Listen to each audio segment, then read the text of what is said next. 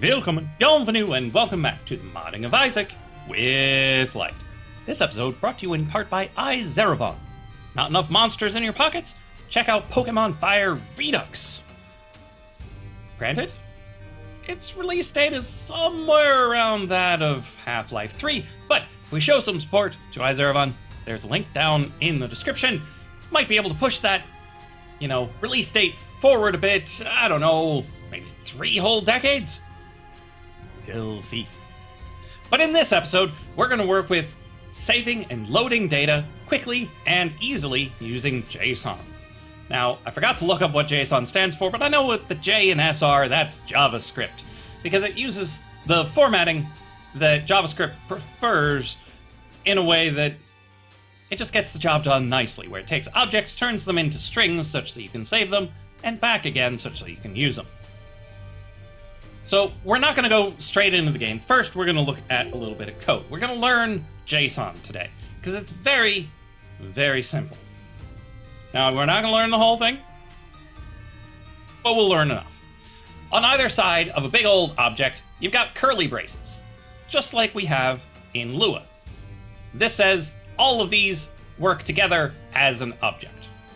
Within the object, you've got commas, which separate the various pieces of the object from one another.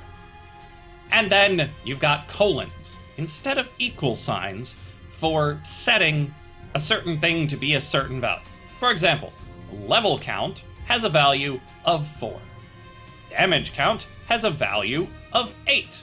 Room count has a value of 33. That's a lot of rooms. Now say you want to add another thing to this object. Well, you just add a comma, and you add another thing. But you have to set it equal to something. Well, what if we want it to be fancy? Well, we make another object for that another thing to be. And then we set its fanciness to be 9,000. And its awesomeness, oh, I spelled it correctly, so let's have that be about 5,000. So we now have an object within our object.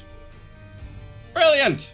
Now, say you needed a lot of objects, well, then you can use the hard angled brackets.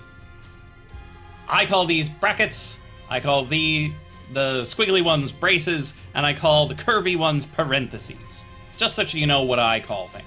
Now, when you've got these, you can also add commas and make more and more things.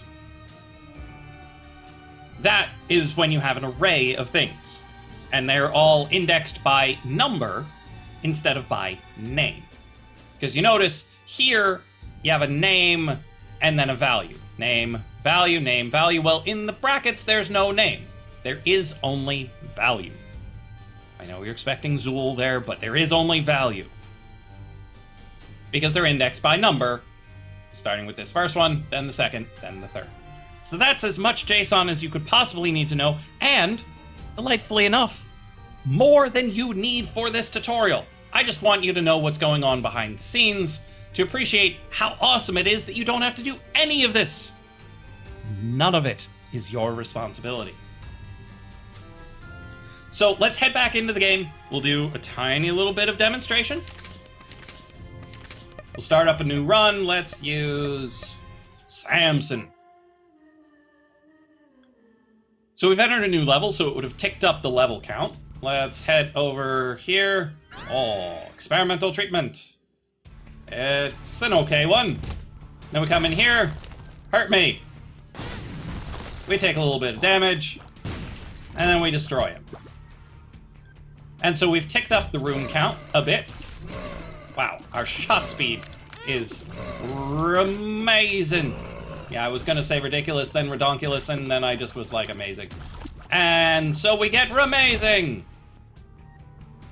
And then we exit our run. It saves our save file, and then we head on over and reload it. And you can see that the room count went up, the damage count went up, and the level count went up. So we have a persistent save file that keeps track of what's going on in the game and changes itself accordingly. So let's check out the code to see just how easy it is. Just that easy. Okay, I might need to explain a little bit. First thing is always first. Second thing is game state equals an empty object, because we want to keep track of the state of the game. But when you first load the mod, there is no state of the game. You just need to define it as a variable, make it an object, so I can add .room count, .level count, .damage count to it. Then we require JSON into a variable that I call JSON because it's just easier to remember. So what this does is it reaches out, grabs a module, and shoves it into a variable. Now what that module does, we don't care how it does it, but we do care what it does. JSON is particularly good at taking data, turning it into a string, or taking a string and turning it into data. In our case in Lua, a table. So we can hand it a Lua table, it turns it into a nice string that you can shove into a file, and then when you want it again, you take it out of the file, turn it back into a table. And so all of that functionality is stored here in JSON. Then we have loading our data and saving our data. Brilliant! So when we load it, we do it on post player init. I know you want to do it on post game started, but it's too late when you've gotten to post game started. That happens after all of your other initialization callbacks. That's after the first room, after the first level, after the player is initialized, after all of the things. Then the game starts. And that's just too late for most of the things I want to do. So post player init is where I prefer to load the game data. And then what this does, when it starts up, you go to on start, and then it takes your game state variable and puts stuff in it. What stuff? Well, we have JSON decode the data from our save file. So mod load data, which we've seen before, previous episode. You just load the string in, and then we hand it off to JSON and say, decode this for me. Give me a Lua table. And then put it in game state. Now, if your file was empty, it's going to give you garbage. It's going to be given nothing. So what you do is you take game state, .room count, if it's nil, hasn't been defined yet, you set it to 0. Why 0? Well, we want to add stuff to it. You can't do arithmetic on nil. Nil is not 0. Nil is some weird ineffable nothing. You don't work with nil. Nil is a problem. And it lets you know that there's a problem. And that's why it's different from 0. 0 is fine. Nil is a problem. So if it's nil, you set it to 0 in all 3 cases. Just to get the ball rolling. You tell it what to be later. And that's the beauty of game state. It can store anything you want. Anything. So say you want to give them an extra spirit heart the 17th time they've picked up Shoop de Whoop. You can keep track of that across all of their runs. Keep track of how many times they pick up Shoop de Whoop, and then the 17th time, give them a spirit heart. Freak them out. Why'd I get a spirit heart when I picked up Shoop de Whoop? There you go. It can do anything. So you know the 4th level Meat Boy challenge, you have to meet each of the horsemen in a single run and pick up the item, or do some shenanigan on the other side? Well, just imagine if you gave them an item that just gives them 4th level Meat Boy, but only if they denied picking it up each time. Now what I'm saying is unlocking an item that lets them just have 4th level Meat Boy. But to unlock it, you have to reject 4th level Meat Boy. You can keep track of that with this.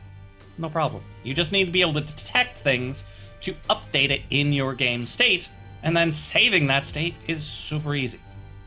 Well, how do you save it? Well, here we are. On exit, when they exit the run or save the game or win anything, you take the game state, you save it into the file.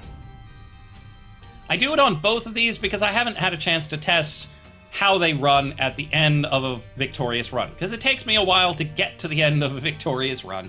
And so sometime I will get to testing that. But for now, if you do both, saving a little bit too often is not a problem. Saving a lot too often could be. Saving every frame? That's going to really tax the hard drive. You don't want to tax people's hard drives. But you could do it every room, you could do it every level, that's probably okay. But this, This is, if they try to exit one way or another, it saves it before they go. To me, that's enough.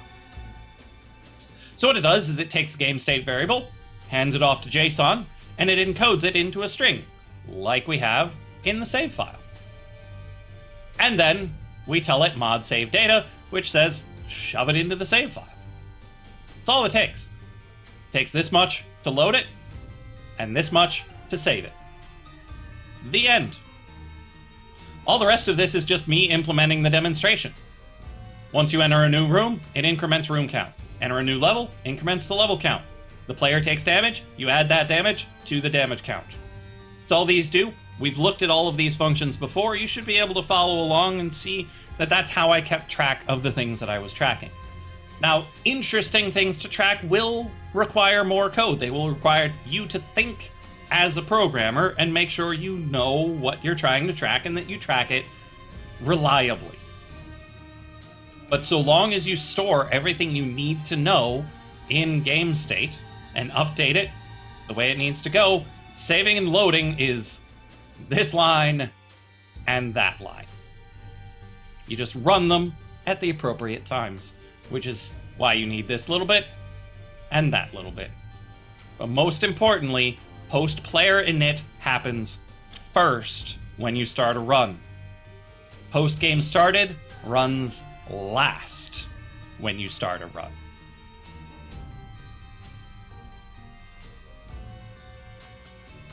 Lots of possibilities. So go out there and make something awesome. And I will see you in the next episode of The Modding of Isaac with Lyte.